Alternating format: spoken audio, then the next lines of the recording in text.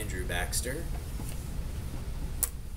Hey, how's it going, Miss Alvarez? It's good to see you. It's How good to are see you. you? Yeah, it's been a while. I'm doing well. Doing really well. How's everything going? It's going well. I'm ready for summer vacation. I bet you are. So, where are you teaching now? I'm actually in Bristol right now. So, do you like it? I do like it. Who's your principal?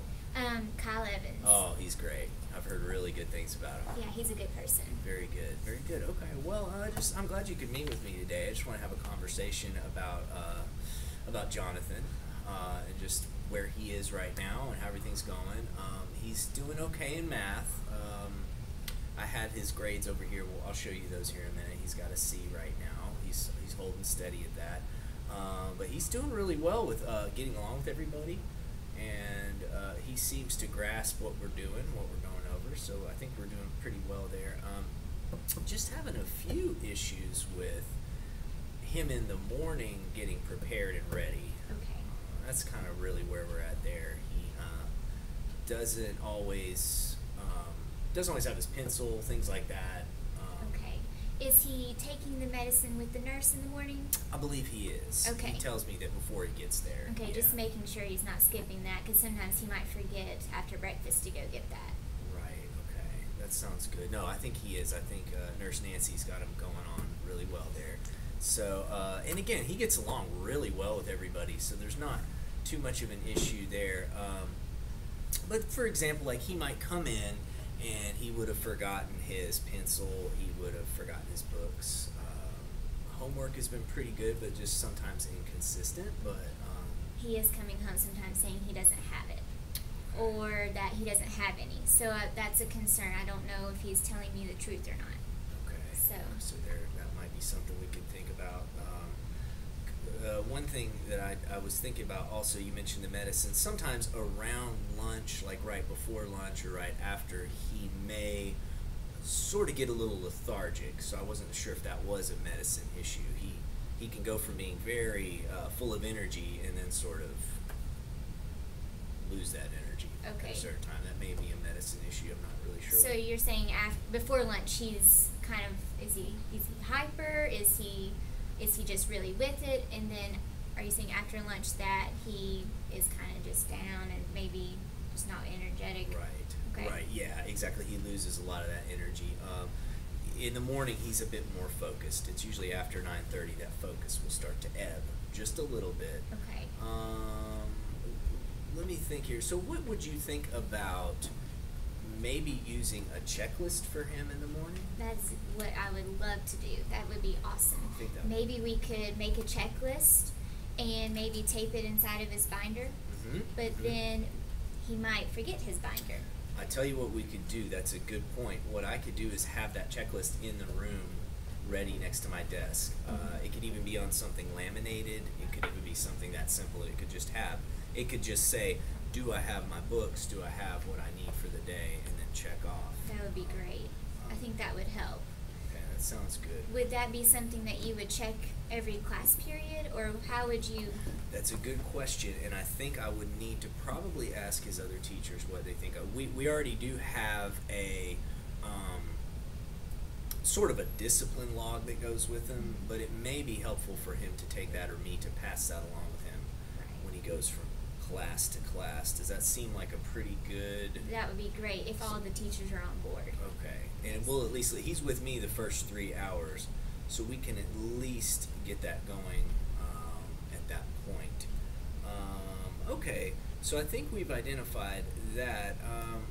Sometimes I feel that he gets a little frustrated with his communication too. Sometimes he has trouble expressing himself. So I was wondering if something was going on at home, or. Well, I haven't really seen that as much at home. I know he talks about how he wants to be friends with everybody and wants to make friends at school, but they don't want to play with him. So I don't know how to help him with that. Maybe have people over, maybe have play dates. I don't know. That would be something I would need some help with. Okay, so he does express the desire to have more friends. He does. And to make those connections. Okay. Okay, I'll make a note of that. Do you think that him being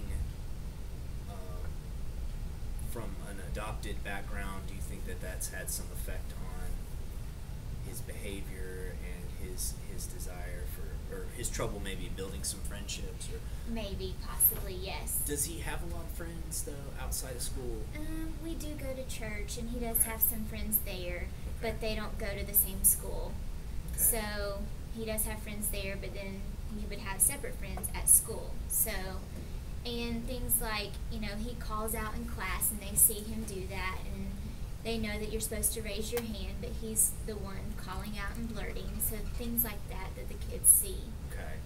Well, one thing that I think I might do, and this is just maybe a solution to that situation, would be to have him seated with people that, that he can cultivate a friendship with, but who won't be disruptive to the learning process. There's a couple of friends that he has. Joe Schmo's pretty good, and there's another girl, Jill, and they're pretty good friends with him, but they know how to kind of help guide him as well, and he's good for them. So would you think that would be a good solution That to would that? be great to place him with other Okay. friends. Also, I saw where there is a response card, and that would help with maybe him calling out. And what it is, it's green and red. So whenever he turns it on green, he's good to go. But when it's red, then the teacher stops and asks him questions. Maybe that's something because it's tangible and tactile, and he can touch it and turn it over, and it's, instead of blurting out and raising hand, it's something new to do. That sounds great. So you're saying you think a response card system would be good for him? I think I might try that. Do you think, with the tactile situation, I've also given him a squeeze ball. Do you think that that might help with some of his nervous energy? You think that's appropriate for I him? think that would be great to have, and also maybe like a piece of velvet underneath his desk where he can touch it, Oh, just very to be good. rubbing it. Just something when he's getting anxious, he can do this, and maybe Right. it gets his mind at ease. So Great. So I think that those are some good solutions. So we've said that maybe having something tactile, even the other part of a piece of Velcro, perhaps taped under there, Sure. something that where the other students aren't, he's not attracting too much attention, and he can just kind of rub that, or he can use the squeeze ball. And also the response cards is a good suggestion for him to prevent him from calling out, and he can request breaks even if he needs to. We could work on having a card if he needs to that'd be do great. a break, or we could have a signal that he could give me. It doesn't even have to be a card, a signal. Okay, so that's very good. And I'm thinking, how are we going to see if this works? That's always a situation. How obviously we do have the behavior log. So if behavior is talking out, getting out of seat, or reducing, we know that it's working. But would it be good for me to try to have something to where I can keep track of how much he uses it? Do you think that might be a good thing? yeah, when you say that, I think of another checklist kind of thing. Okay. Like if he was using the stress ball, or if you see him using the Velcro underneath the desk, or the response card, we could check off. Make a quick note. Yeah, a quick note that he used this today, or he used this, or he used both. Okay. And if you have an assistant, that would be great for something for Yes. them to help you watch as well. Okay. Yes, we do. Miss Samantha can come in, and she'll maybe just take a quick note, and we'll make that as simple as possible. It may just even be a certain period of the day, those trouble periods where he is having some issues. We'll say, well, between 10 o'clock and 10:10, what we might do is let's just observe him every, just kind of look over there and see if he's using it, and that may be a way that we can kind of see if these systems are working, and if they work for him. And I think we might want to get his input on this too. Oh, that would be great. He would probably really like to know the certain things that he would be able to use in the classroom. He'll be excited about that. Absolutely. I will sit down with him, and we can have this conversation. I think that'd be great. I really appreciate you meeting with me today. So I will, starting Monday and this weekend, I'll work on sort of implementing these interventions and these sort of practices that might help him, especially just in the morning, because we're just trying to get things going, get that momentum going for the day. But he's such a bright guy. He's got such a good heart. I really enjoy he's just a wonderful young man. And I will keep up with you. Would you like me to call you maybe a month, and just sort of touch base with you and see how things are going? That would be great. Or I could write you a letter. Or email me. I could email you. I'll just shoot you an email, and here maybe in a week or so, and let you know how. Sure, keep me updated. Absolutely, that sounds great. Miss Alvarez, it was so good to see you today. Nice to see you.